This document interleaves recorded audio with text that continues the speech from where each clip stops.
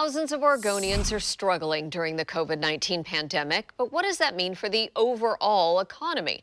Fox 12's Simon Gutierrez spoke with some experts to get a better picture of the long-term economic impact of COVID-19 and who has been hurt the most. Economists say this isn't a typical recession. Some sectors of the economy are doing quite well, while others are bearing the brunt of the economic impact. 9 months into the pandemic, and Oregonians are still struggling. You just worry. It's a constant, you can't sleep. Todd Muir went from working full-time as a delivery driver for a food distributor before COVID-19 to only 10 to 15 hours a week. You watch every single dollar. You watch the news, hoping Congress gets their act together. Because of the specific nature of COVID-19 restrictions, different sectors of the economy suffer disproportionately. This is not typical at all.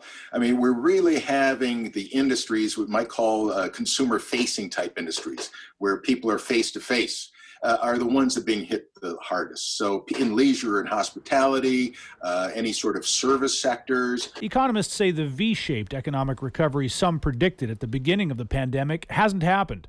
Instead, we're seeing a K-shaped recovery where some businesses rebound and others continue to struggle. Another characteristic of the K-shaped economy is that rich people are getting richer because they have savings and some extra income they can invest in the stock market. And while the stock market has done well, workers have suffered, losing hours or jobs altogether. Economists estimate 10% of people in the United States are behind on their rent. Unfortunately, who got hit the hardest in this pandemic was the low-wage people and minorities, women. And while individual states like Oregon do what they can to provide aid to those in need, they're limited by their budgets, which has people like Todd Muir looking to Washington, D.C. for help. Come step in my shoes. See what you're getting, You live off of $200 a week. Don't cut it. Economists say a full recovery is unlikely until the end of the pandemic. As long as there's a need for COVID-19 restrictions, they say sectors of the economy will ebb and flow depending on the virus's activity.